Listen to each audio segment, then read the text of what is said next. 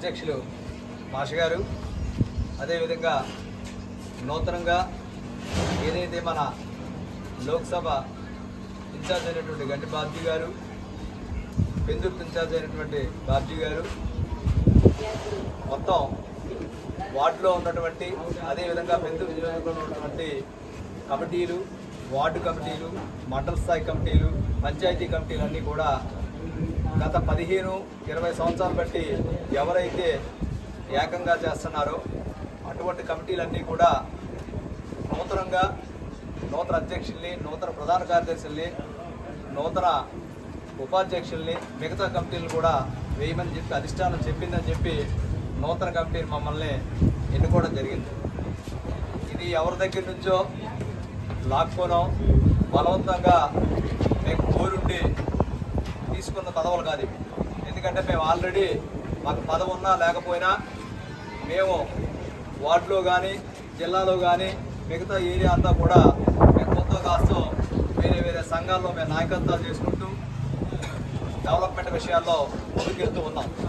అటువంటి అన్నీ గుర్తించి ఎన్నికల ముందు జరిగినటువంటి కూటమి ప్రభుత్వంలో ఎన్నికల్లో ఘన విజయం సాధించడానికి ఈ యొక్క టీం అంతా కూడా కష్టపడి పనిచేయడం జరిగింది. ప్రధానంగా ఏంటంటే ఈ ముగ్గురిని నియమించినటువంటి నన్ను అధ్యక్షులుగా కానీ, ప్రధాన కార్యదర్శిగా చొక్క వెంకన్న గారిని కానీ, ఉపాధ్యక్షులుగా సర్వరి ఆలం గారిని కానీ, రాజా గారిని నియమించినందుకు ముందుగా ఎవరైతే వార్డు ఇన్ఛార్జ్ ఉన్నారో ఆయనకి, అదేవిధంగా కూటమిలో ఉన్నటువంటి మన కార్పొరేటర్ గారికి, మన పెందుర్తి ఎమ్మెల్యే గారికి, వీళ్ళందరికీ కూడా ముందుగా ధన్యవాదాలు తెలియజేస్తున్నాం. ప్రధానంగా ఈరోజు ఏంటంటే ఇంకా పూర్తి స్థాయిలో మన సమావేశం అన్నది పెట్టుకోలేదు. ప్రధానంగా ఈరోజు కొంతమంది ముఖ్యులు ఒక 10-20 మందితో ఒక సమావేశం ఏర్పాటు చేద్దామని చెప్పని పిలిపోవడం జరిగింది. మరి చొక్క వెంకన్న గారు మేమందరం కలిపి వస్తున్నామంటే సరే రండి మంచిదని చెప్పి చెప్పడం జరిగింది. ఈరోజు సమావేశం దేనికంటే నూతనంగా ఎవరైతే ఎన్నికయ్యామో వీళ్ళందరితో పాటు ఈ ముగ్గురితో పాటు మిగతా కమిటీలు వేయాల్సిన పని ఉంది. ఏదైతే బీసీసీలు కానీ, మైనార్టీసీలు కానీ, తెలుగు యువత కానీ, తెలుగు మహిళ కానీ, కన్వీనర్లు కానీ, కో కన్వీనర్లు కానీ, క్లస్టర్ ఇన్ఛార్జీలు కానీ వీళ్ళందరినీ కూడా నియమించాల్సిన అవసరం ఉంది. ఈ నియమించాలంటే ఓవరాల్గా ఇప్పుడు ఉన్నటువంటి బూత్ ఎవరైతే ఇప్పటిదాకా ఉన్నారో బూత్ ఇన్ఛార్జీలు, తెలుగు మహిళ, తెలుగు యువత, అదేవిధంగా క్లస్టర్లో ఇన్ఛార్జీలు అందరినీ కూడా బుధవారం నాడు సాయంకాలం ఇదే ఆఫీస్ దగ్గర సమావేశం ఏర్పాటు చేస్తున్నాం. ఆ సమావేశంలో మరి ఇప్పుడు దాకా పనిచేస్తున్నట్టు ఎవరైతే బూత్ ఇన్ఛార్జీలు కానీ మిగతా కమిటీ ఏదైతే ఉందో ఆ కమిటీ అందరికీ కూడా మేము ఇప్పుడు ఈ వీడియో ద్వారా కూడా సందేశం పంపిస్తున్నాం. అలాగే కాకుండా వ్యక్తిగతంగా కూడా అందరికీ ఫోన్ చేసి చెప్పడం జరుగుతుంది. మీరు ఖచ్చితంగా పార్టీ కోసం, పార్టీ అభిమానం కోసం పనిచేస్తున్నటువంటి మీరు ఖచ్చితంగా బుధవారం నాడు సాయంకాలం 5:30కి ఇక్కడ కూర్చోవడం జరుగుతుంది. మీరు తప్పకుండా ఎవరైతే మరొకసారి చెప్తున్న బూత్ ఇన్ఛార్జీలు కానీ, ఈ క్లస్టర్లు కానీ, కేఎస్ మెంబర్లు కానీ వీళ్ళందరూ కూడా తప్పకుండా హాజరు కావండి. పార్టీ అన్నది ఒక వ్యక్తి మీద ఎప్పుడూ కూడా నడదు. పార్టీ అన్నది పెద్ద సమూహం. అది ఏ పార్టీ అయినా సరే. అందులో మన తెలుగుదేశం పార్టీ అన్నది ఖచ్చితంగా నూతన కార్యవర్గాన్ని ఎప్పటికప్పుడు మార్చడం జరుగుతుంటుంది. ఇప్పుడు ప్రధాన కార్యదర్శిగా చొక్క వెంకన్న గారు ఉన్నా, అధ్యక్షులుగా నేనున్నా, ఉపాధ్యక్షులుగా ఆలం రాజా గారు ఉన్నా, మళ్ళీ ఒక 5 సంవత్సరాల తర్వాత ఖచ్చితంగా మేమే స్వచ్ఛందంగా ఇంకో కొత్త నాయకుని తయారు చేయండి, మేము పక్కెళ్తాం, మేము ఇంకో జిల్లాకో లేదా రాష్ట్రానికో పంపించండి, మేము ఖచ్చితంగా మరలా కొత్త నాయకత్వాన్ని ఇందులో యాక్టివ్గా పార్టీని బలోపేతం చేసి యాక్టివ్గా పనిచేస్తున్న వాళ్ళు ఎవరైతే ఉన్నారో వాళ్ళని చూసి మేము కూడా పేర్లు ఇస్తాం. వాళ్ళని మళ్ళీ అధ్యక్షుడు, ప్రధాన కార్యదర్శి, ఉపాధ్యక్షులు వాళ్ళని కూడా నియమించండి. మేమేం శాశ్వతం కాదు. 5 సంవత్సరాల తర్వాత ఖచ్చితంగా మేము కూడా మారాలి. మారినప్పుడే, ఎందుకంటే ఇప్పుడు ఒకే మనిషి ఒకే పదవిలో కంటిన్యూ ఉంటే కింద ఉన్న కార్యకర్తలు జెండా మోతకి, లేకపోతే ఎప్పుడు పిలిస్తే అప్పటికి, లేకపోతే మీటింగ్కో తప్ప వేరే అవకాశం లేకుండా ఉంటే బట్టు పార్టీ ఏ పార్టీ కూడా ఈ రోజు అభివృద్ధి అవదు. ఖచ్చితంగా పార్టీ అంటే వ్యక్తి పార్టీ కాదు, వ్యక్తుల పార్టీలు కూడా కాదు. అది అందరూ కలిపి పనిచేయగలుగుతారే పార్టీ. మనం ఉన్నా లేకపోయినా పార్టీ అనేది ఒకరిలో నడుస్తుంది, 10 మందిలో నడుస్తుంది. కానీ దాన్ని నడిపించే విధానంలో ఖచ్చితంగా నడిపించాలి. ఇప్పుడు మనం అధికారంలో ఉన్నాం. కూటమి, జనసేన, మనము అందరం కలిపి కూటమిలో ఉన్నాం.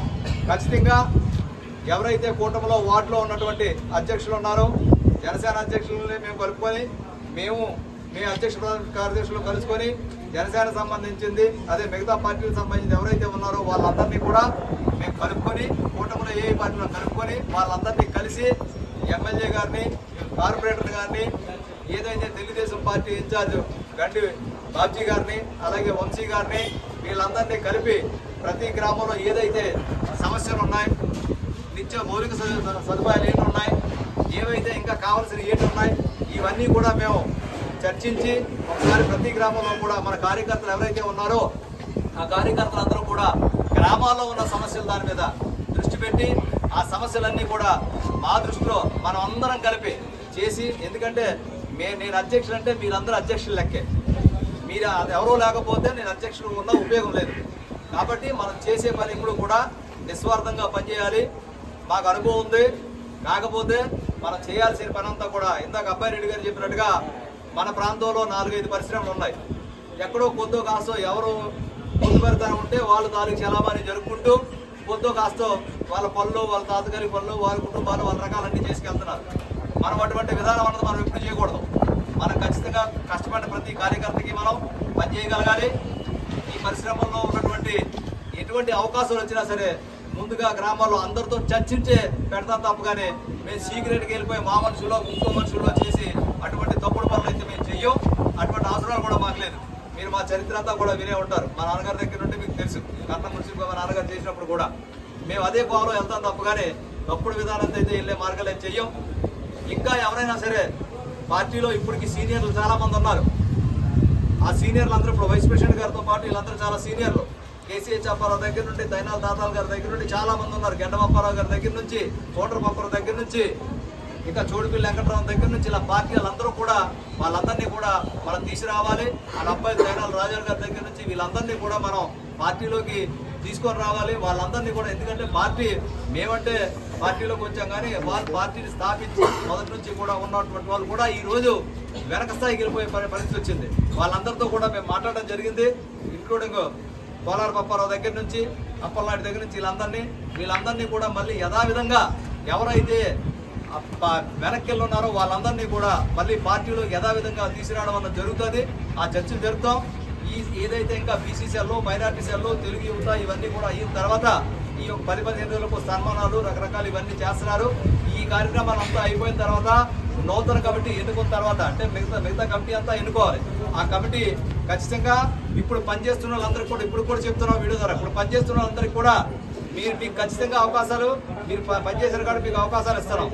లేదు మీరు చేయను అంటే మటుకు ఖచ్చితంగా మేము చెప్తున్నాం, వచ్చిన వాళ్ళందరూ కూడా పార్టీ మీద మనతో పనిచేయండి.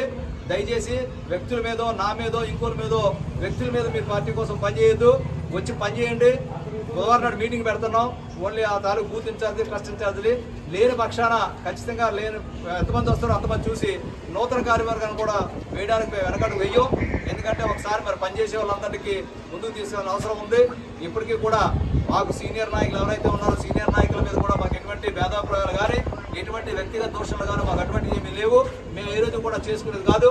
ఇంకా ముందుండి అలాంటి వ్యక్తులందరూ కూడా సీనియర్ నాయకులు ఎవరు తెలుగుదేశంలో ఉన్నారో కూట ప్రభుత్వంలో వాళ్ళందరూ కూడా మమ్మల్ని అందరినీ ప్రోత్సహించి మేమేమేమి తప్పులు చేసి లాగుంటే దాన్ని మీరు చేస్తున్న విధానం తప్పు అని చెప్పేసి మీరంతా నిలదీసి చెప్పండి. ఆ తప్పుని సర్దించుకునే బాధ్యత మేము తీసుకుంటాం. ఒకవేళ ఆ తప్పుగా మేము సర్దించుకోలేక పక్షాన మేమే ఈ పదవుల నుంచి వైద్యులుదామని చెప్పేసి ఈ వీడియో ద్వారా మీకు చెప్తున్నాం. కాబట్టి కష్టపడి ప్రతి గ్రామంలో కూడా మళ్ళీ బలోపేతం చేయాల్సిన అవసరం ఉంది పార్టీని. ఎందుకంటే పార్టీ ఉంటేనే మనం ఉన్నాం. అది ఏ పార్టీ అంటే అనమాట. అందులో మన తెలుగుదేశం పార్టీని ఖచ్చితంగా ఇంకా మనం దగ్గర 3.5 సంవత్సరాలు మనం అధికారంలో ఉంటాం. చాలా పనులు చేసుకోవాల్సిన పరిస్థితులు ఉన్నాయి. ఎవరి దగ్గర చెడ్డ అనిపించుకోకుండా ఎంతవరకు సాధ్యమైన పనులన్నీ చేయడానికి ముందుకు వెళ్తామని చెప్పి కోరుకుంటూ మీ అందరికీ కూడా ప్రత్యేకమైన ధన్యవాదాలు తెలియజేసుకుంటూ సెలవు తీసుకుంటాం.